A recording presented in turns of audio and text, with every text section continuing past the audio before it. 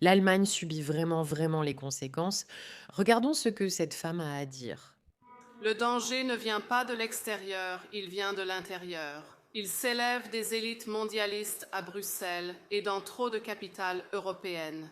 Et précisément parce qu'il porte un masque de bienveillance, il est si diaboliquement dangereux. Ils inondent nos pays de immigration massive illégale. Ils obligent notre propre peuple à nourrir, loger et privilégier ces masses. Pendant que la criminalité explose, que le terrorisme rôde dans nos rues et que l'extrémisme islamique s'enracine, et ce faisant, ils volent l'âme même de nos nations européennes. C'est une sorte de triptyque très simple, ou même plus à ce stade, de ce qui se passe.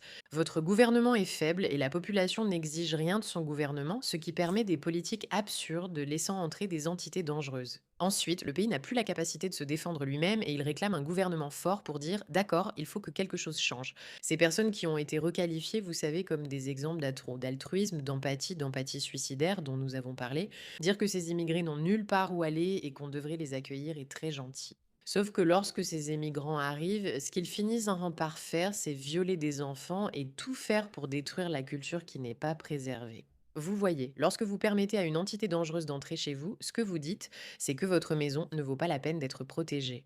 Ces personnes dangereuses comptent en plus pour moi que ma culture. Quand un gouvernement agite ainsi, il le répète sans cesse.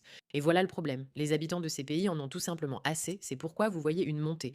C'est le mouvement que nous avons vu apparaître lentement, lentement, lentement. Et heureusement, les Allemands en ont tout simplement assez. Et ils manifestent donc avec leur propre drapeau, ce qui est c'est vraiment intéressant. De nos jours, votre propre drapeau est presque devenu un signe qu'on est très raciste. Il existe en fait une croyance selon laquelle si vous arborez votre propre drapeau, alors vous êtes un terrible nationaliste. Et le nationalisme a vraiment acquis une très mauvaise réputation. Jetez un œil au livre La vertu du nationalisme d'Aaron Chazoni, une lecture intéressante. Le nationalisme a cette réputation depuis que les nazis l'ont adopté, comme si cela signifiait non seulement défendre son pays, mais aussi croire qu'il est le seul à mériter d'être défendu et donc vouloir l'agrandir et conquérir les autres.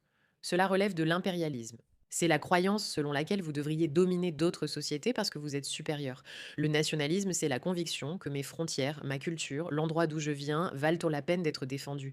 Ils méritent d'être protégés. Et en réalité, petit à petit, nous commençons à voir que ce n'est peut-être pas si mal. Ce n'est pas raciste d'arborer le drapeau de son propre pays.